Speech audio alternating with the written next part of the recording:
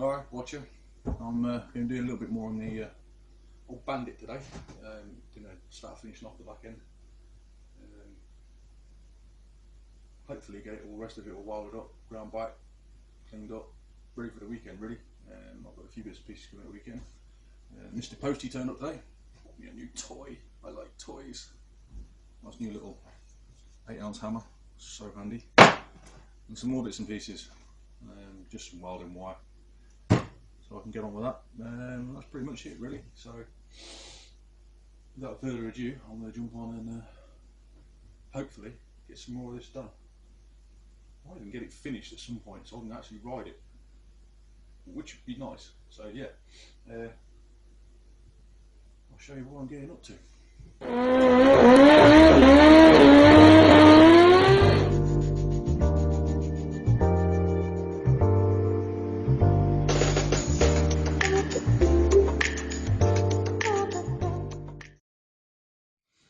Okay, first job of the day is, I know this is a pretty boring one to be fair, I'll get into focus a little bit more, there we go. It's basically, I've got to change a couple of cables in here, it takes about 2 minutes to do, and I've got to put some new wire in. Now, normally, I like welding with gas, but I've run out of gas, so I'm going to use some of this. This is flux cord wire, Super 6. And to be fair, I've used this quite a bit. I've built quite a few things with this. It's not as bad as people make it out to be. It's pretty good. It does spit. It's a bit like welding with rods. If anybody's ever out welded, you'll understand where I'm coming from. It's basically similar to doing that, but it's in a wire and not in a stick. So, Yow number plate. So, it's going to be a case of just literally get this into the right place, have a quick measure, make sure I've got the centre of that and that. Basically go from there. And hopefully, once that's all on, it's another job I don't need to do, which is always good. I like doing small little jobs. So, no, I am not the brain of Britain. If anybody has a smart comment, see, I've already had a brain fart already. There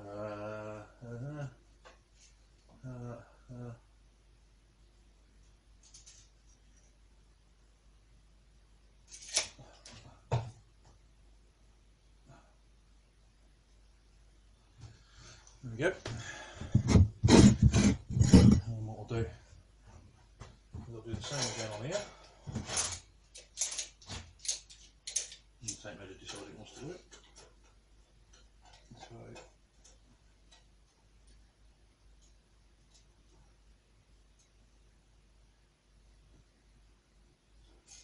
I'll drop 2 marks on here.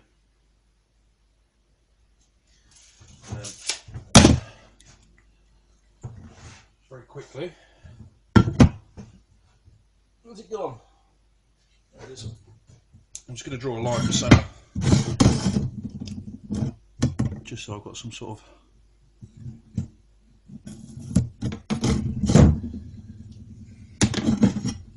reference point really. So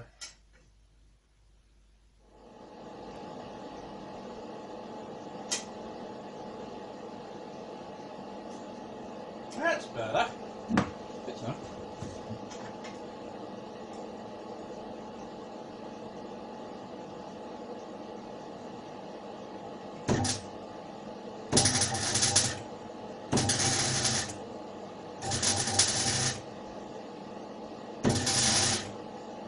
That's hot. Come on.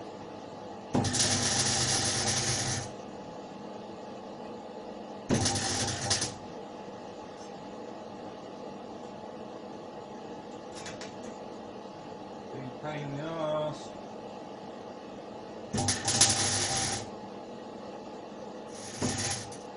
Difficult to get one tap, isn't it? Terrible.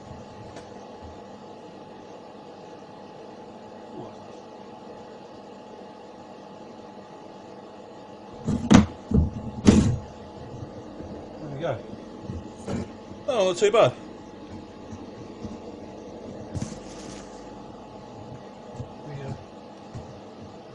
lot better when it's got a plate on it, obviously. Sometimes it's got some paint on it. Yeah, that will look quite nicely. So, I'm going to run a wild dog back. I've burnt this up about 20 times. And this one.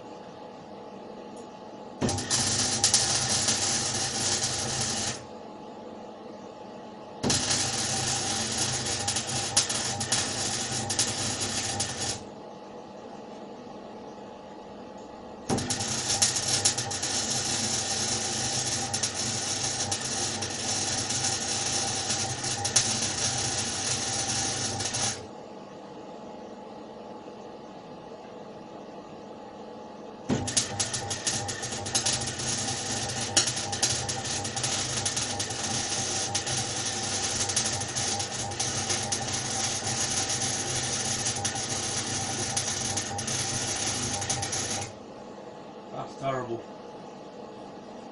I don't want garlic pipe.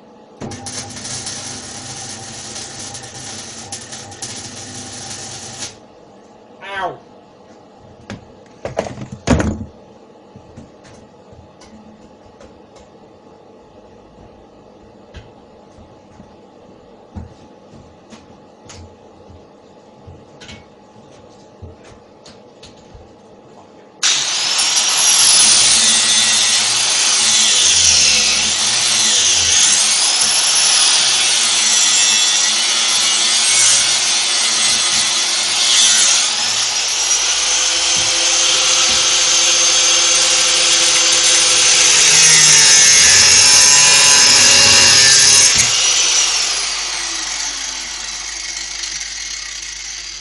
Well, what it is, I'm going to crack on this and I'll come back to you as soon as I've managed to cut quite a few of those and show you what we're going to do with them.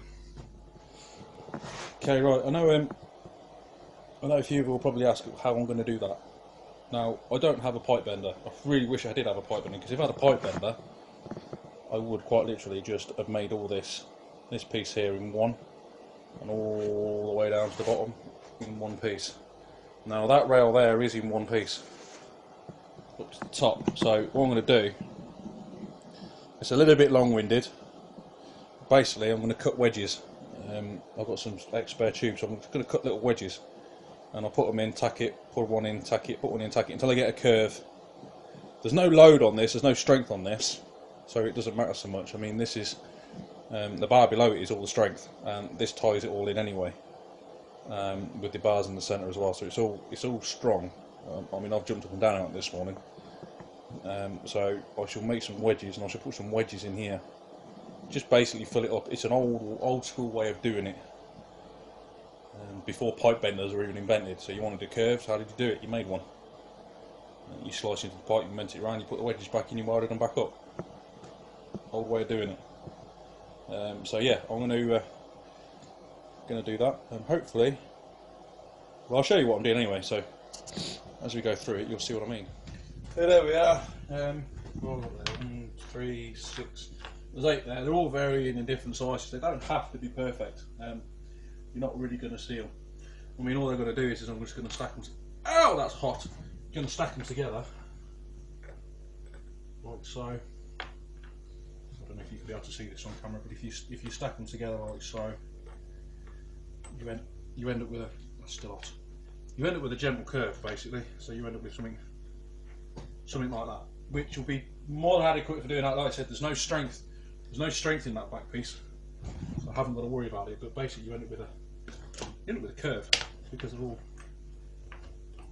wedged up. By the time I've been around it with a grinder and wired over it a few times and tied it up, and like, you won't even know it's there. So yeah, that is the next task on the bandit, just to get those bits down there and there onto. Very well.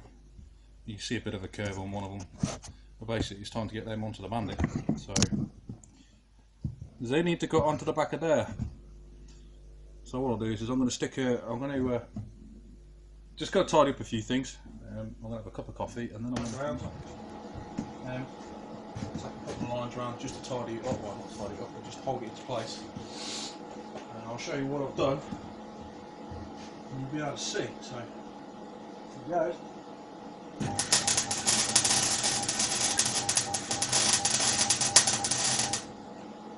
My helmet's gone really well.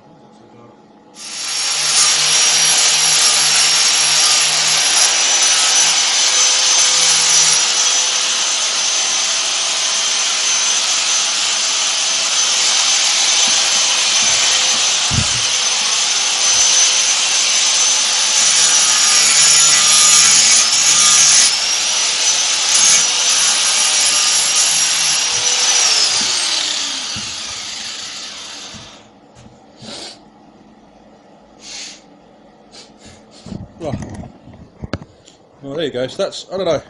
Oh, I can't see. Hang on. There you go. I'll try and hold the camera steady. Now that was probably 15 minutes of just going around it. That's all I've done. You can see from the side. If you look at it, all I've done is I've nicely. Ow, that's still hot. I've rounded it round. Like I said, that's not structural. It's literally just a feature. All the structure on this seat base is here. Okay, that's where all the strength is here. That'll add a bit of strength, but it's not certainly not going to break.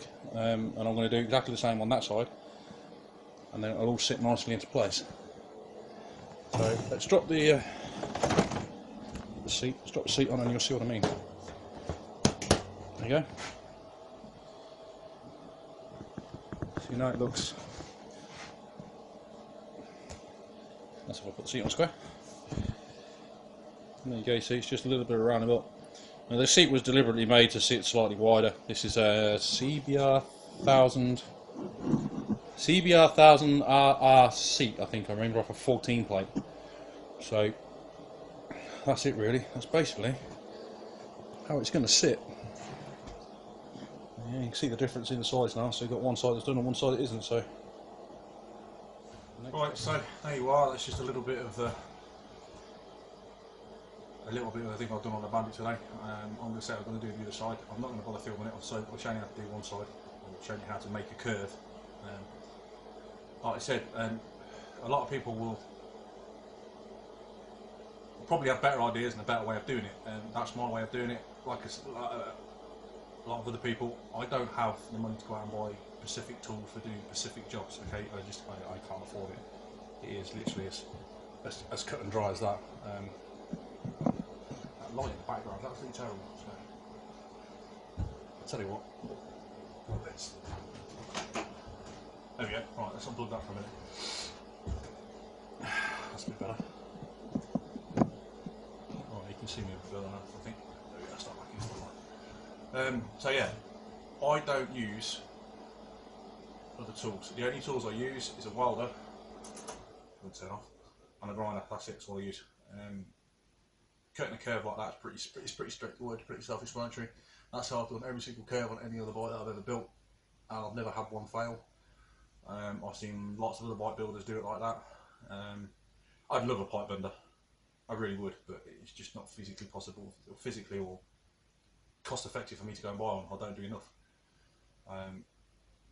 So yeah, that's how you make a curve. That's the bandit. That's a bit more of the bandit done. Just got the other curve to do on the other side, like I said, and a few other little bits and pieces just to tidy up. A few gaps and bits and pieces, a few more wedges to make. There's a little bit under the seat, but it's got a little bit of a V in it where I've had to cut it to bend the pipe up. So I've got to just cut a little V and put a little V into that, just to tidy that up.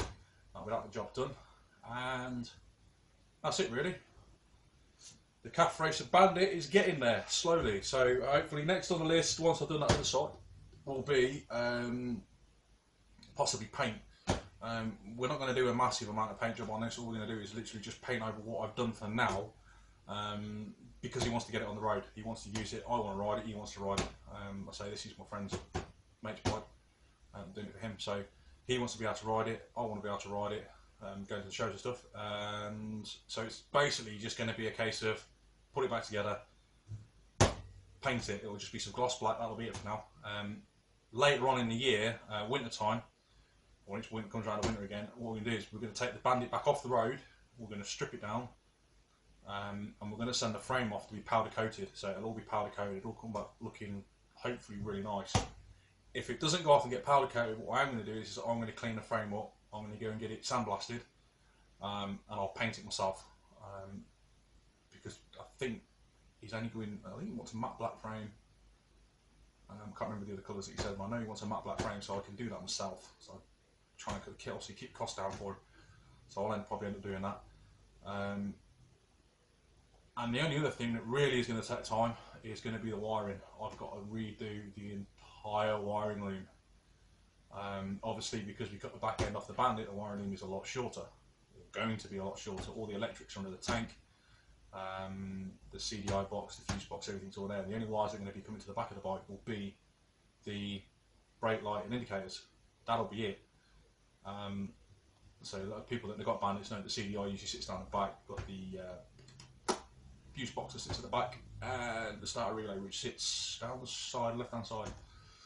So we've got to shorten all them wires down. So we've got to take a loom that's like this big and make it this big. So it's going to be a good few days doing that, at least. Which hopefully I'm going to try and start at the weekend if possible. What else have we got doing on the Bandit? Might lose the switch gear. Don't know yet. Has been discussed. Possibly losing the switch gear. All depends on whether or not we can. We've got to have some sort of switch gear in there because that's what he wants. So that's what we're trying to sort out. I am tempted to leave the original switchgear and just shorten the wiring down. Only reason is because the throttle housing has got twin cables, and I don't really want to go messing around making new cables and stuff like that because it's just going to drag onto into the project and drag it out further and further. And plus, if he does ever come to sell it on, it's going to be a bit of a pain for the new owner that has it if they're not used to riding a custom bike or something like that. You know, you've got to think of the resale value. I mean, by the time this is all painted up, you won't even notice. You think it was like it at the time it's been done. Whether he keeps it or not, like I said, if he keeps it, he keeps it. If it, then we'll shorten the wiring down even more. But for the time being, I think we're just going to keep switchgear in. I think that's it really. I don't waffle on anymore. I've waffled on for 5 minutes now. So yeah, hopefully the next video will be finishing off. Will be the video finishing off for the seat. The seat will be finished, and what else we got? That's it really.